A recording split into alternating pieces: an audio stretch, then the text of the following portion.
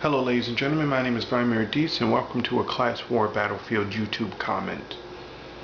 I know you're probably sick of hearing about the Trayvon Martin case, trial, the Zimmerman trial, but I was talking to an older black male in my community, a man who was in the military, and we started talking about the night that Trayvon Martin was murdered, and he asked me some questions, or should I say he posed some questions that he posed himself when considering the Trayvon Martin murder.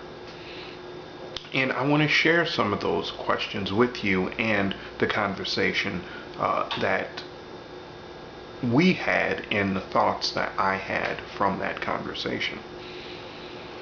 The predominant question which he continued to go back to, this man was, I believe he was in the Navy. And, of course, you know, to be in the military, you are trained very well to handle firearms. And he was trained on how to, you know, disarm people and do a little bit of hand-to-hand combat, things like that. But he said to me, he goes, what doesn't make sense to me is how Trayvon Martin was shot compared to how Zimmerman said the struggle happened. If Trayvon Martin was straddling him, Zimmerman wouldn't have been able to get his gun. He wouldn't have been able to get his gun. Secondly, if Trayvon Martin was straddling him and beating his face to a pulp, then Zimmerman would have, from, you know, a natural reaction, held his hands like this. He would have tried turning his head and holding his hands like that. How did he get his gun? When did he have time to get his gun? If Trayvon Martin was really straddling him, first and foremost, if Trayvon Martin was straddling him, that means he would be straddling his stomach and beating him up. If his gun was in his waist or below his waist, which apparently that's where he said it was, he wouldn't have been able to reach it. That is impossible to have happened. So, after hearing this from a man who has a lot of experience with guns, and I know there's many of you who also have experience with guns, and you're probably going to write messages to me detailing how, well, there's this way that you can do it and that way that you can do it, but either way, I don't care about that. Thinking about that, I said to myself, okay, so if that's not the way that it happened, in considering that I truthfully believe on the 911 call that it wasn't George Zimmerman's voice. I know black men, or should I say young black men in their voices. I know that sound. I'm a young, excuse me, I was once a young black male. I'm not a young black male anymore.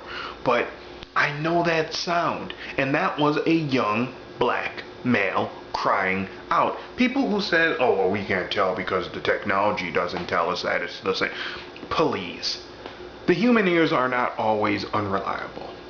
But I digress. Thinking about what this older man told me, I said to myself, okay, so what could have happened? What is likely to have happened isn't that Trayvon Martin tackled George Zimmerman, but when Trayvon's friend heard the little scuffle where Trayvon asked him why was he following him, which, you know, I don't remember anybody ever, you know, explaining away. But when she heard Trayvon say, hey, why are you following me? And he goes, what you doing around here? What's likely to have happened is George Zimmerman caught Trayvon off guard and tackled him. That's when the earpiece was knocked out of his ear.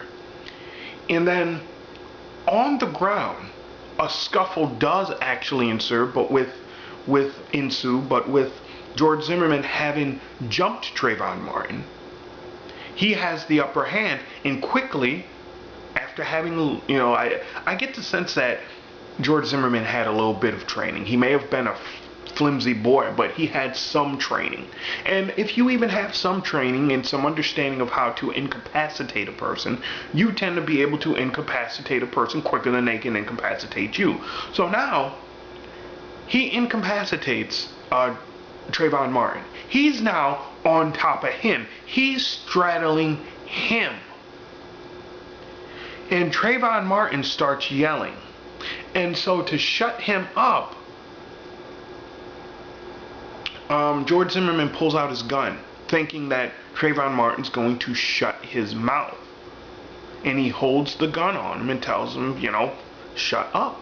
He thinks he's just caught a burglar, let's say. Let's just say that Zimmerman really thought that he was going after somebody who was burglaring the neighborhood. So he thought he just caught a burglar. He tells him to shut up. Trayvon doesn't. And oops, pow. Dead. Dead. Now, Zimmerman on the police, the security camera, when they did bring him to the station before they, basically let him go for nothing. Oh, wait a minute, they didn't do that night, did they? Oops, I'm sorry. But he didn't. When they did bring him in, he didn't seem concerned. He didn't seem worried. He didn't seem anything. And I can't say if Zimmerman, is I can't speak to what's in the man's heart, but I can say this. It might have just been an accident. It might have just been an accident, but instead of saying that, Zimmerman's drug us through this whole thing.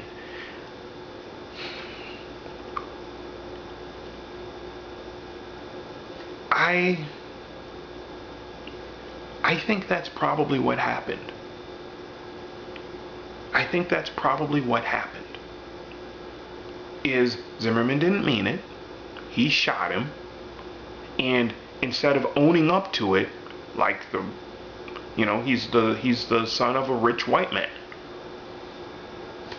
Like the spoiled brat that he is, he wanted to get away with it. And he got away with it. So, if you have any questions, comments, concerns, you can email me at classwarbattlefield@live.com. I want to thank you for listening. This is Vladimir Dees. Peace.